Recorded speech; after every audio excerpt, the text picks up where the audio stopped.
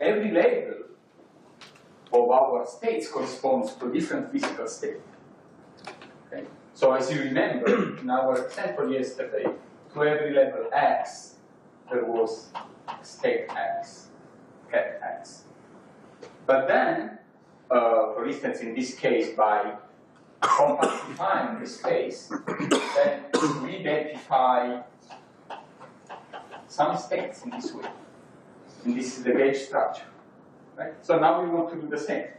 So you see, we start with a larger Hilbert space, and then we define the so-called gauge invariant Hilbert space or physical Hilbert space, because the physical Hilbert space is the space in which these states are the same state. Okay. So, and we do it on a lattice. So we start with a square lattice with periodic boundary conditions. Okay, so let me draw it.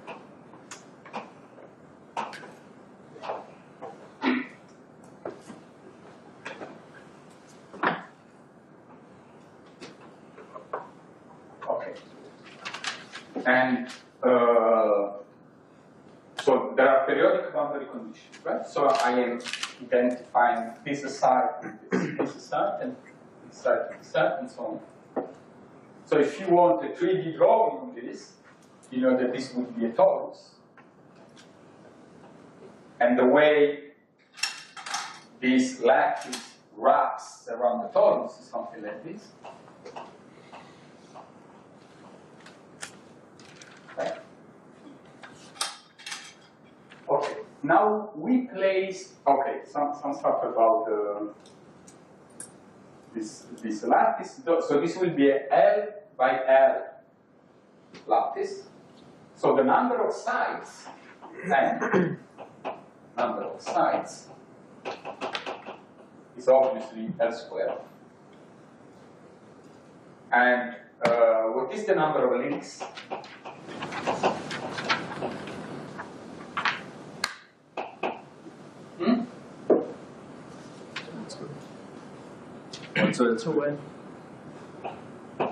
Yes. And then we are also interested in the number of these plaquettes. But you see that they are in one-to-one correspondence with the sides. I mean, for every side, there is only one plaquette. So the number of plaquettes is also n, which is L squared. And our total Hilbert space, so the non-physical Hilbert space, is obtained in this way. We place a spin 1/2 on the edges of this lattice. Okay? So our total Hilbert space, H star, is C2, is the Hilbert space of one spin, times all the spins that we have, that are 2L squared. So I will say tensor 2L squared.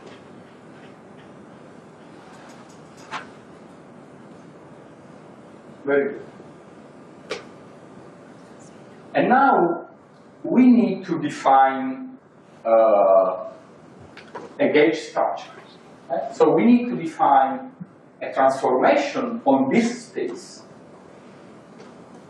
So let me call this transformation G. And this will be a local transformation, Gn. So by n, I label the sides of the lattice. Okay.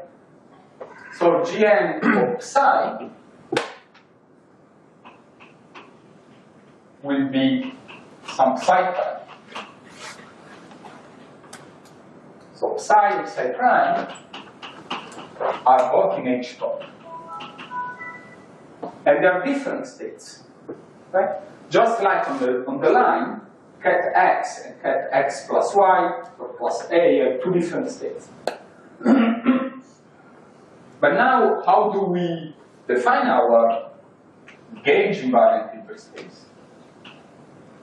Well, exactly as we did before, this will be the set of states that are originally in H top, but not all of them, only those such Gn of psi is equal to psi for every n.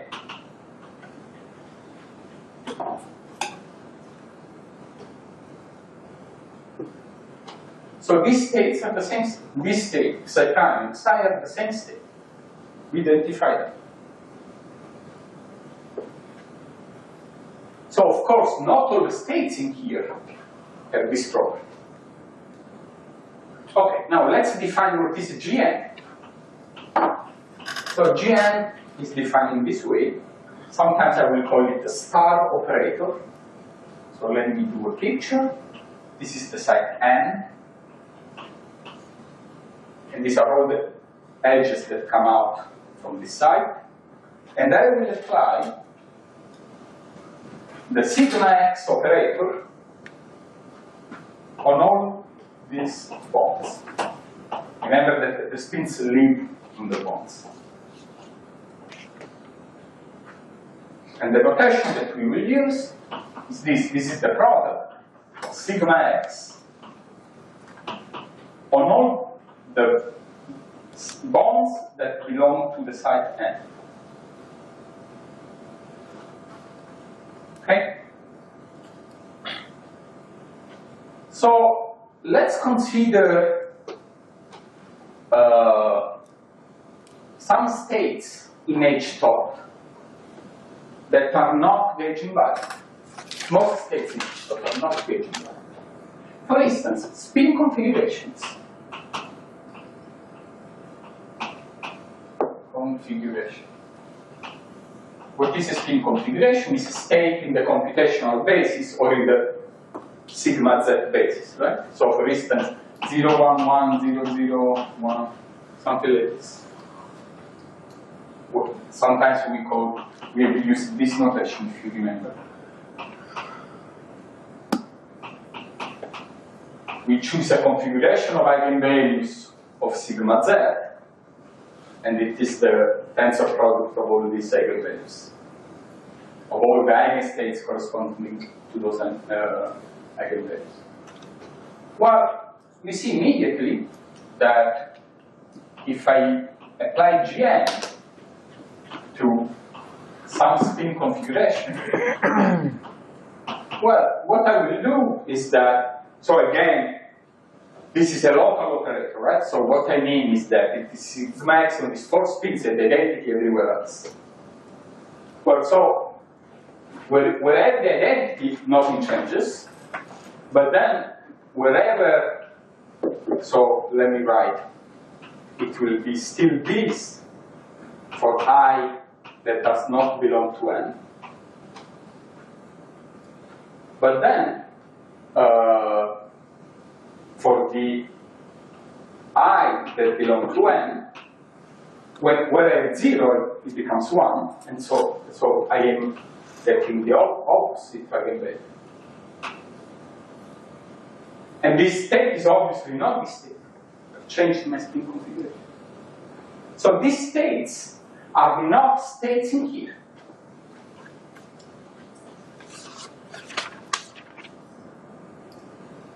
So wherever there are states in here, this is not empty. In fact, we would like to understand how many states we have. What is the dimension of this Hilbert space? So obviously the dimension of H top is 2 to the 2L squared, right? And we want to understand what is the dimension of H gauge.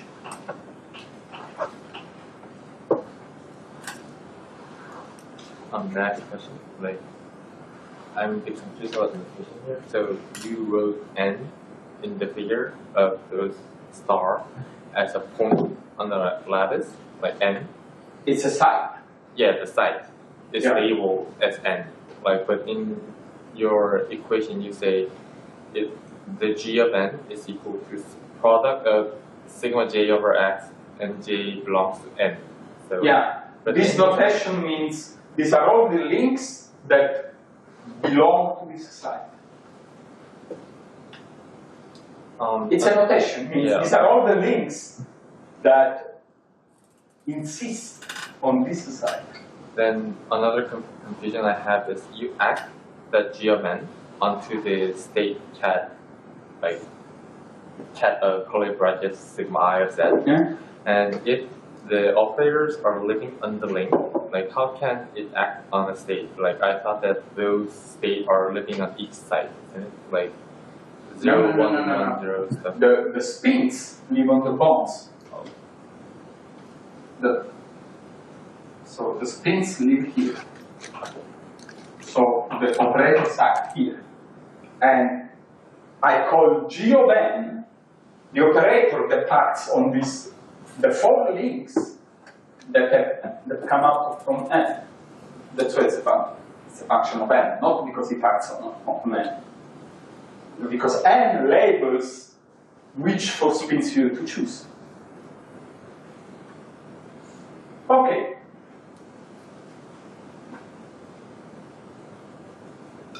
So we want to understand this, okay? Now we would like to understand what is the dimension. We need to understand how we can obtain this space. Okay. So you see, this is our total Hilbert space. And this is some subspace of the states such that Gn psi is equal to psi. Okay. So being a subspace, there must be the projector into the subspace. So let's try to understand what is the projector onto. So basically what I'm saying is that H gauge is some projector operator operating on H. And we want to understand what is P.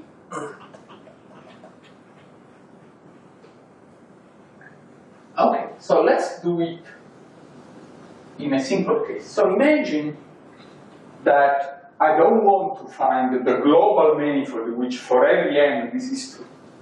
Okay? Let me fix one n. So I will call pi n, Pn, the projector onto the subspace such that Gn psi is equal to psi for a given n. So it's just these states are all invariant for one particular gauge transformation. So can we guess what is the projector onto this subspace?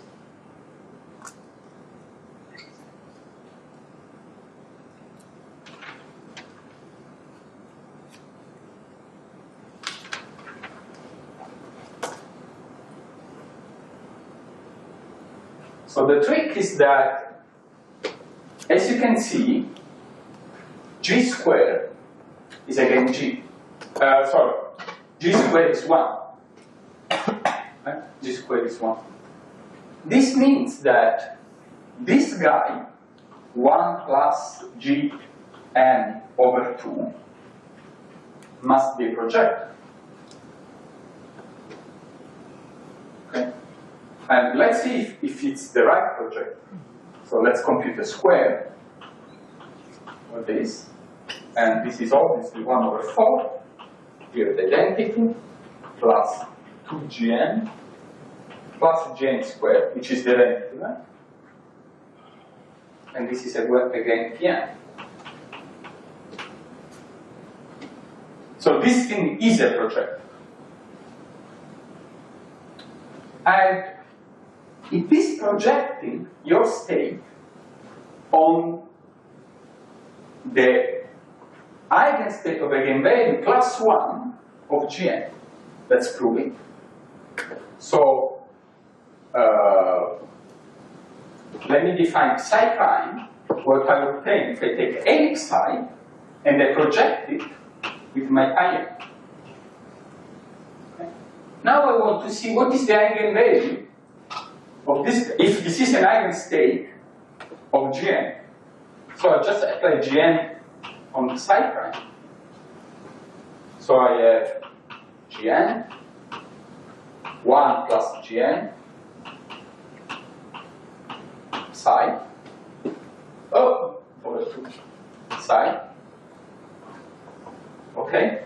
And then you see that this Gn on this is again 1 plus Gn over 2. So this is again p psi, you see? Which is again, by definition, psi prime. So Gn psi prime is equal to psi prime.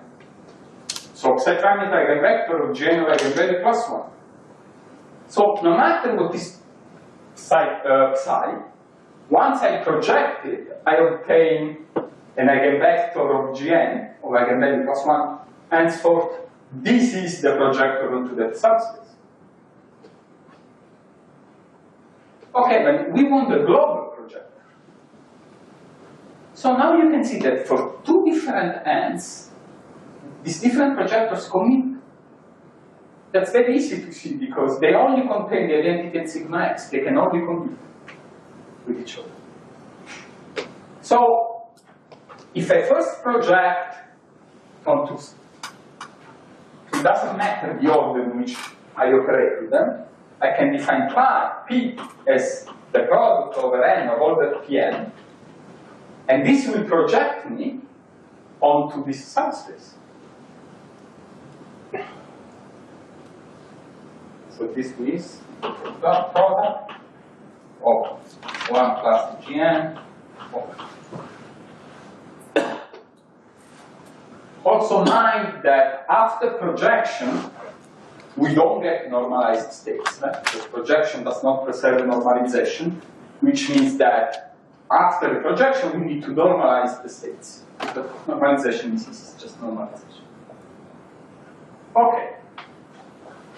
So, now that we know the subspace, how many projectors do we have? How many projections do we need? It seems that we've made L squared, right? Because they're related by n. However, not all the projections are independent. Why? Because of the periodic boundary conditions. If you take the product over n of all the GNs, so what happens? So let's try. So I'm first flipping these pins, right? Starting from this side. Then I do the product of this times this. So I flip these pins and I flip this back. So you see the interior cancels. Now I do this here. I flip this. Well, again the interior cancels. And then I operate here. I flip this, and this interior cancels. So as you can see, after operating on 4 sides, I have flipped all the spins on the boundary, but all those inside they're not flipped. So now imagine that I keep doing that. So I do a bubble that's bigger and bigger, and only the spins on the boundary are flipped. But in the end, I reach the periodic boundary conditions, everything closes, there is no boundary, so nothing is flipped. So the product of all of them is the identity. In other words, once I have decided that all these states have eigenvalue plus 1 for L squared minus 1 of these operators, then the last one is determined. Must be plus 1, right? Because the product must be 1.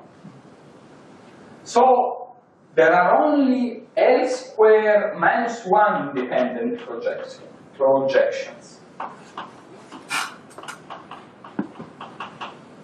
Once I've flipped on the subspace where L squared minus 1 of these constraints are satisfied, the last one is automatically satisfied.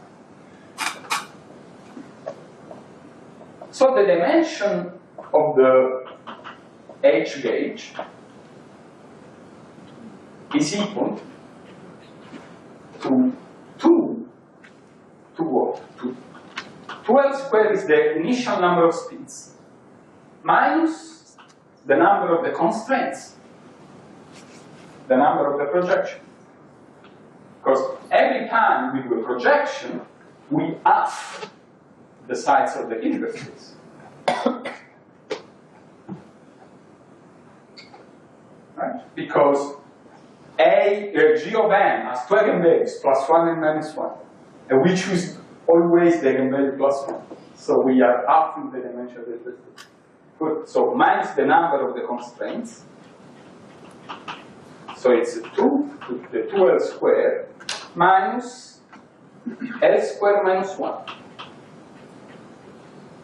Which is 2 to the L squared plus 1.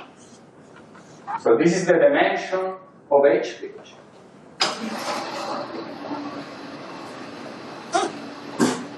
So would you please elaborate once more, like how did you count the number of constraints? Like I understand the product. these are the constraints. But where does this number come from? Where, what? Like which equation did you wrote down the like what H gauge is P H top. Yes. And P is the product of L squared minus 1 independent operators. So every projection asks the dimension of the Hilbert space because we choose one eigenvalue out of 2. And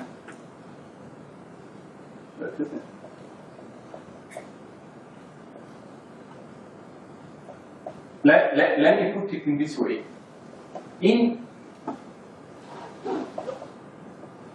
You can see it also in this way. In the original Hilbert space, okay, I'll show you in another way. In the original Hilbert space, we said that this is C to the tensor 12 squared, right? But instead of using the spins as quantum numbers, I can use any set of commuting operators that are independent, right? I'm changing quantum numbers. And in this space, these operators are commuting. There are L squared minus 1 of them. So these are L squared minus 1 quantum numbers. And there are other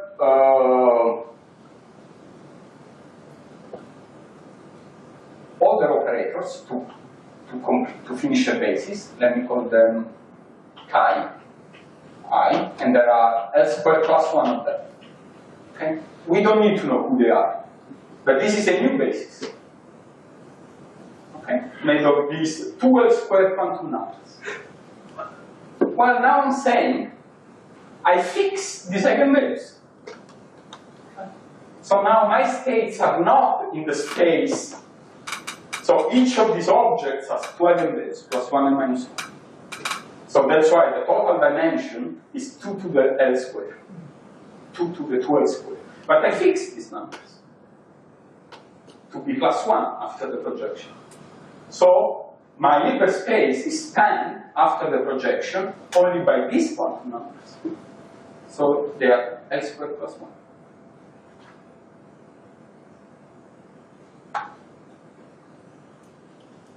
Okay, so we said the dimension of H gauge is 2 to the L squared minus 1. Not plus 1. Okay, so basically now we want to find the basis in here, which means what are the chi's? It's exactly this. What are the other quantum numbers? Because the G are the quantum numbers in H total. In H total you have the G and the K. But when you project, you freeze the G. So the G cannot be changed anymore, because by definition, H gauge is the set of states such that the G has eigenvalue +1. So we're frozen forever. And we are saying this is the physical Hilbert space. states that do not have that property are not physical. So what are the kinds? What is a basis in H-gauge? And there we just showed that the spin basis, the computational basis, is not a good basis because it's not a gauge environment. So we need new quantum numbers. So these new quantum numbers, let me call them B, must be gauge invariant quantities.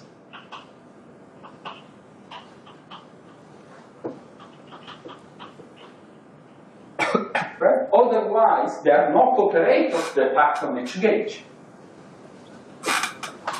They must be such that B on H-gauge is still H-gauge. Remember when yesterday we said, oh, the Hamiltonian must be a Hamiltonian that commutes with the gauge structure. Otherwise, it's not Hamiltonian on the Hilbert space. This is exactly the same thing. So this means that B, all the B, let me label them by P, must commute with all the Gn.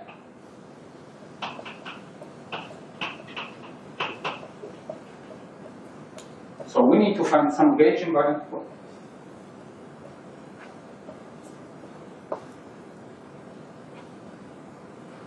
Oh, before I show you what are the gauge invariant quantities,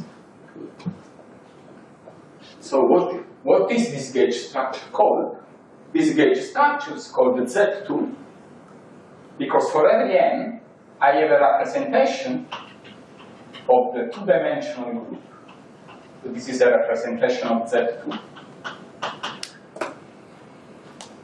Right? There is the identity and then Gn, and this is a group because Gn squared is the identity. So there's nothing else I can do. And Gn is also its inverse because it squares to the identity. So this is the Z2 quantum gauge structure. Okay, let's find what are the other gauge invariant quantities. So, how do we do that? Has any of you ever heard about Wilson loops? So, what are Wilson loops? So, like, to compare the point, like, when we have the gauge transformation at different points, like we want to compare how gauge transformation acts on different points. So I use this comparator, and if I integrate over the closed loop over this comparator, it gives gauge invariant quantity. Very good. Exactly. So gauge theories, when you have some space, so it makes sense to say what is a loop, are always built in a way that loops are always gauge invariant quantities. So let's try some non-trivial gauge invariant quantities. So let me draw a loop on the lines. Because we have some trivial gauge invariant quantities that are all the operators that I can deal with the sigma x. So every operator that I can deal with sigma x commutes with Gn, right? So if I want to write a theory that is a gauge theory, now on this Hilbert space, I could write a Hamiltonian that is something like this. For instance, I can use the sigma x, right? I can use the sum of sigma x I sigma x j h plus j, and maybe this. Okay? Or any of the combination of the sigma x's. So this would be gauge invariant. However, I am doing all this for nothing because this is a classical theory, right? Because they all commute. So we need something that is not gauge invariant. something that does not commute with sigma x, but that is gauge invariant. So what about the Ising model that put Z here? Well, this doesn't work because, okay, this is a good quantum theory, but this is not a Hamiltonian on the gauge invariant Hilbert space because this operator does not commute with the Gn. You see? So, you know, if this is my Gn, and I operate with sigma z on this link, and Gn does x, x, x, x, they will anti-commute. So it's not okay. So bottom line, we need to find some good operators that are non-trivial, so they are not made of sigma x, so that in the end we can write a non-trivial quantum Hamiltonian, but still has to commute with the gauge transformations. So what do? We draw a loop. And now look, I apply sigma z everywhere on the links of the loop. So I define my Wilson loop operators, and now let me put a label x here, so that we remember that z. And the operator that we are using on this loop is sigma z. And this is defined upon a loop that I can call gamma. So Wz of gamma is equal to the product over all the links that belong to gamma of sigma z. And notice that Gn and Wz of gamma commute. Do you see that? Let's see why. Because every time I operate with a gauge transformation, there are only two possibilities. Either this gauge transformation is away from then they commute, because they don't have supporting cost. But if it is intersecting with the loop, for instance, I operate here, it intersects on an even number of spins. No matter whether it's here or it's on the corner, it's always even number of spins. So x, x, z, z commute. Right? X, z anti-commute, but x, x, z, z commute. So they commute. Okay, now we are ready to define a good Hamiltonian for our gauge theory. And so we can use any combination of the sigma xs operator and the Wilson loops. So those would be all gauge theories. However, the one that we usually call the quantum lattice, Z2 lattice gauge theory, is one particular choice, which is the most local one. And we don't want operators that are too non-local. So we choose as a sigma x, just sigma x on every spin, and as Wz, the smallest possible loops. What are the smallest possible loops? It's the plaquettes. Okay? So let me call BP, that's why I called them BP before, just this thing, the product of the spins that are along the plaquette P. So P is labeling the plaquettes here. Of sigma z. So by the same token, this is also the commutator of BP Gn. So they commute for every P and M as we want. So now my Hamiltonian can be written as minus U sum over dp minus H sum over L sigma x f. So this is the Hamiltonian of the quantum gauge theory.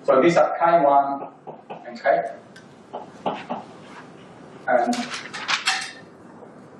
for the sake of convenience, let me put z, so that we remember that we're in the z basis, that these loops were made of z operators. Sorry, but still I'm not so sure why g of n commute with the Wilson loop.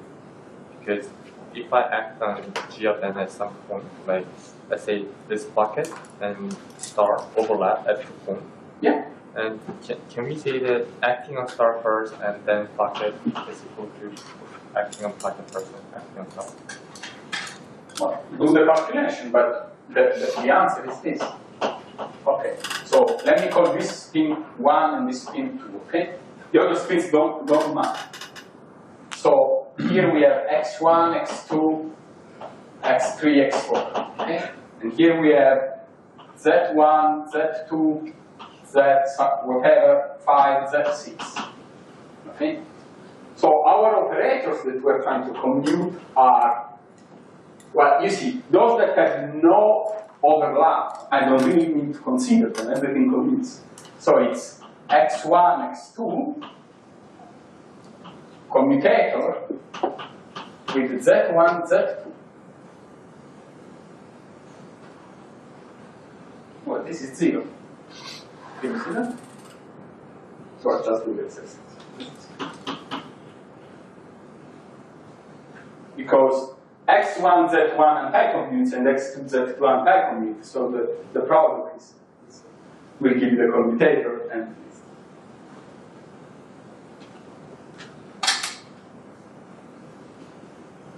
in other words.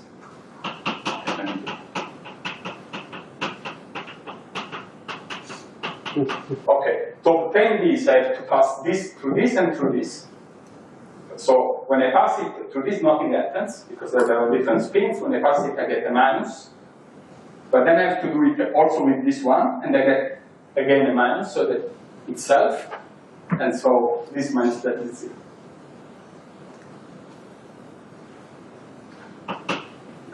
All right.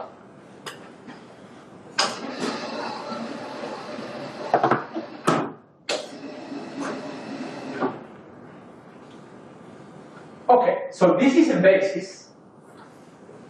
So you see that our gauge invariant Hilbert space is the tensor product of L squared plus 1 spins, new spins, that are, what are they? Are the product of sigma z around loops. Now, what is the product?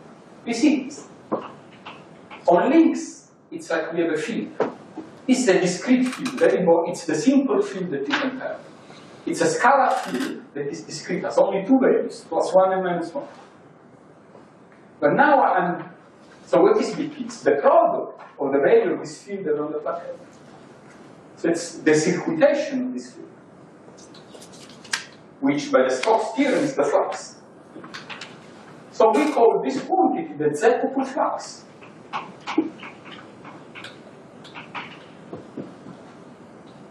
That pierces the plaquette, just by an analogy with electromagnetism.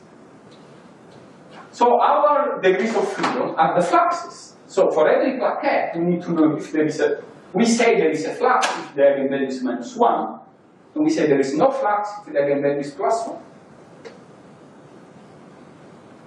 Why we say that? Because if U is greater than 0, you see that we get a higher energy when BP is -1. Because of this. So we associate energy to U to this flux. But the local fluxes are not enough. There is also the big flux which is obtained by integrating the Z to field around this loop. So we have also this big flux and this big flux here. And we are saying these are our physical degrees of freedom, the fluxes.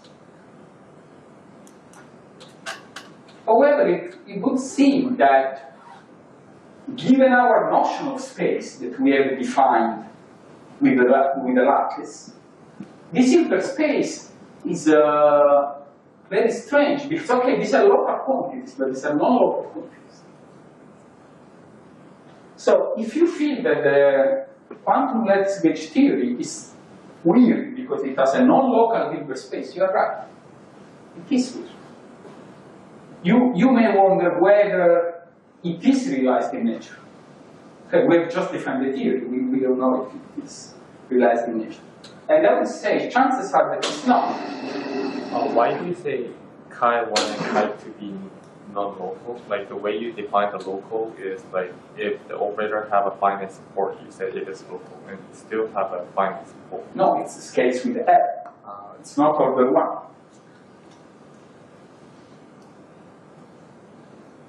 Finite means order 1, not something that becomes infinite in the third polynomial. Yep. Circulation of a field is the sum over a closed loop, right? Not a product. Right? Oh, okay, okay. So But yeah, so in this case, the same thing because it's mod 2. Because in the end, this sum can only be. Yeah, okay.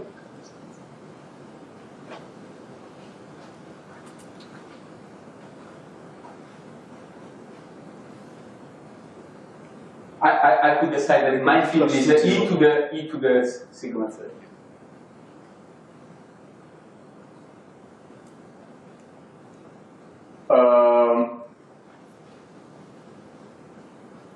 Okay. Okay. Okay. So it is strange. So we need at some point, to make this a physical theory instead of a mathematical game. Right now it's more like a mathematical game. However, we are not finished yet. Now that we have a Hamiltonian, okay, so this is the lattice Z2 quantum gauge theory. And now that we have a Hamiltonian, we can start studying this model in the way we studied the IC model and all other things, and see if it's the same stuff or it's very different. So let's look at the ground state. Ground state of my HZ2. And again, we want to do it in two limits. In the limit U being much larger than H, and H being much larger than U. Well, this limit, let's do it first because we know it very well. It's the Bowling parameter.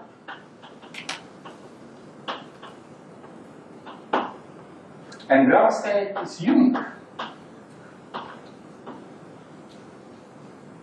And correlation functions, now we know, because there is a gap, right? In this Hamiltonian, decay in this way.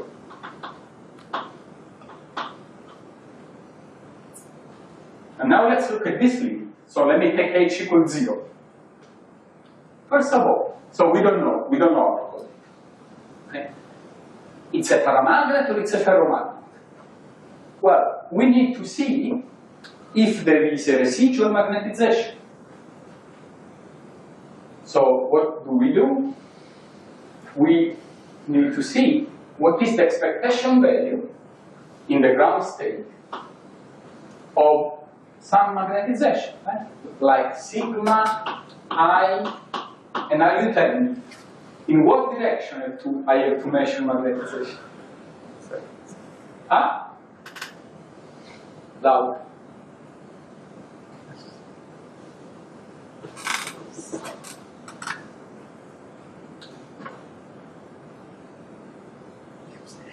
In the x direction, right?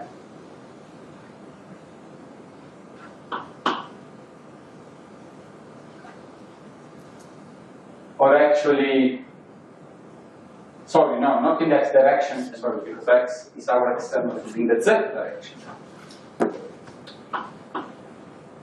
In the z direction. Okay. So let's see if there is a magnetization. So my magnetization is the sum of these guys over 12 squared.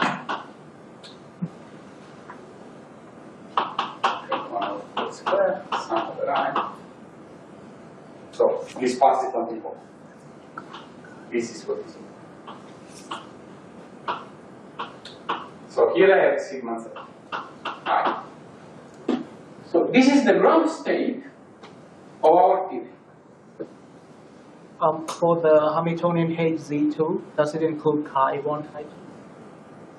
No. Because, as we said, our recipe is that we want to make the Hamiltonian as local as possible. So chi1 and chi2 are already bad on their own because they're in the Hilbert space. Okay. So let's keep the Hamiltonian as local as possible. Okay, so this is the ground state. So it is, in particular, it's a state of our gauge invariant Hilbert space, right?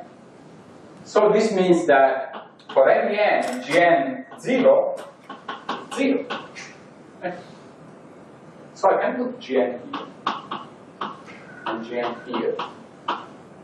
And by now we have seen that Gn dagger is Gn. Right? Because it's the product of sigma axis. So look, the average doesn't matter. I can do the average after. Okay, now imagine the type. So this is true for every n. So I can choose n as I want. So let me pick the n such that this I belongs to n.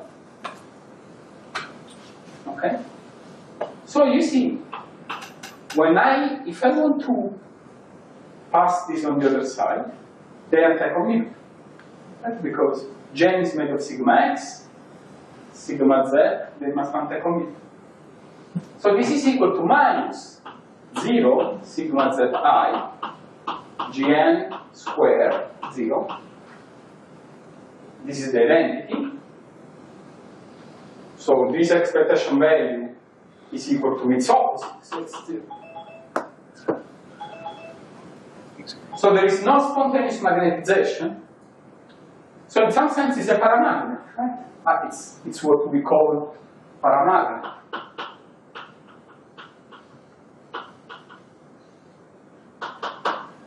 At that time, we didn't know any better. So for us, are all paramagnets. Okay, this is a paramagnet, this is a paramagnet.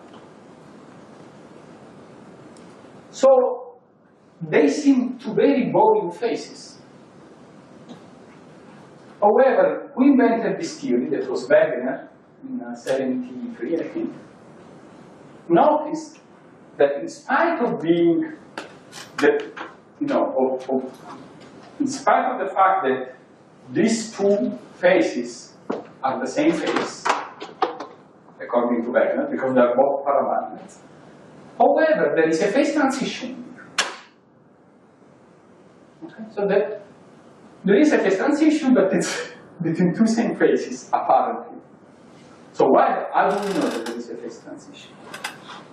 Well, I will show you in a minute.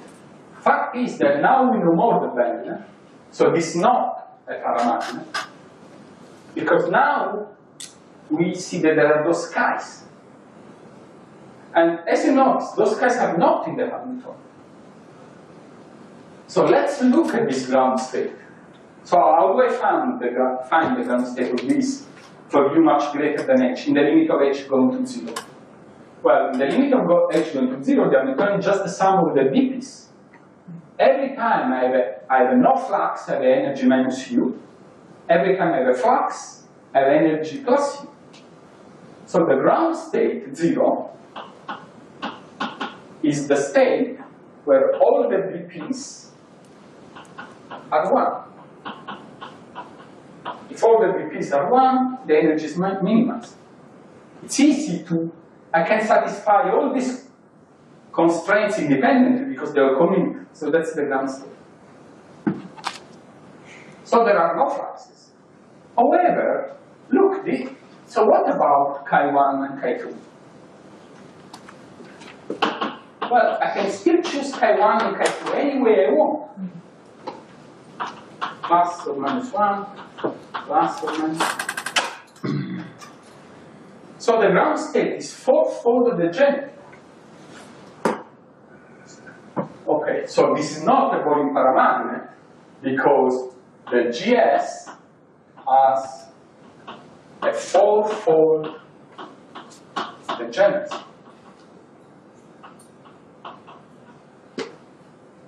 So there must be a quantum phase transition in between, because otherwise you cannot change the degeneracy. Right? Some gap is closing.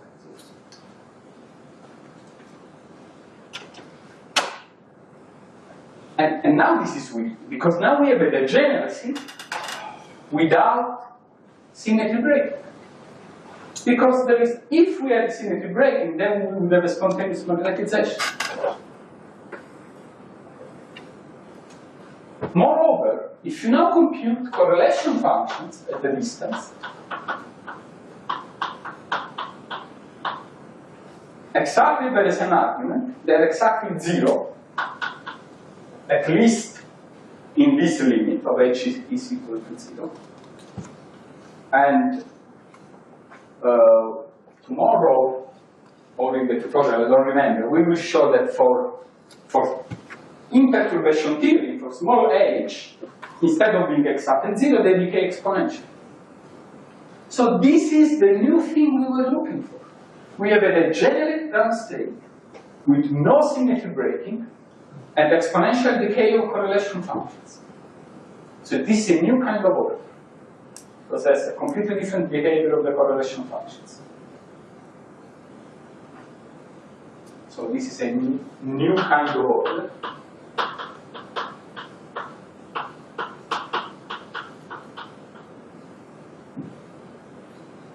And how do we call it? Well, you see, this degeneracy is 4, because we have 2 quantum numbers. Now imagine that I do the same construction. I cannot do it exactly with the square lattice, but that doesn't matter. The fact that there are plaquettes made of 4 doesn't matter. I could do it on a honeycomb lattice, I could do it on every lattice. Imagine that now I do it on a sphere. Okay?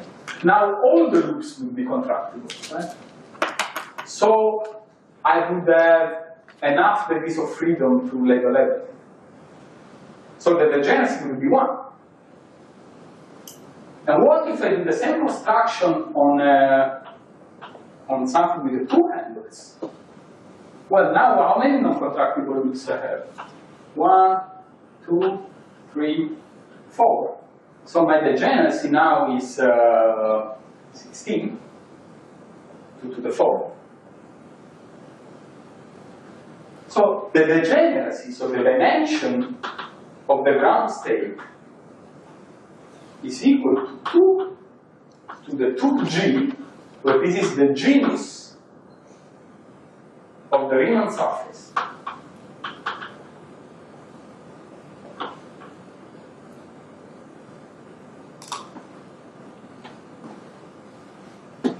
Is the loop, what is it, passing through, loop containing 2 poles is identified, does not identify as a... It's not independent from this order 4.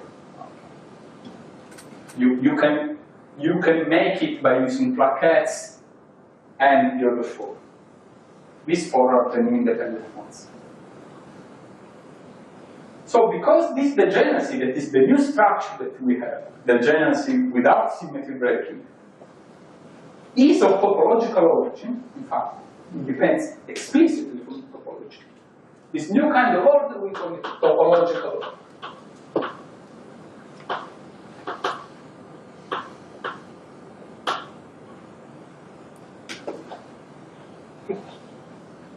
Okay, so now we have several tasks. So this is very exciting. This is a new kind of order. So now we have 2 tasks. First of all, before going further and deeper in what are all the properties of topological order, because there is much more to it than just this, which is already a big thing. So we have finally found a completely different organization and structure of correlation functions. So we want to see the consequences of this. But before we do that, we need to find a way to make this theory a bit more physical. Because you see, all started from this gauge structure that seems completely artificial. you know, the spins are physical, right? Why only the states such that the G psi is equal to psi should be physical? This is really completely artificial. So we need some trick to turn this into a physical theory. And we see it one day.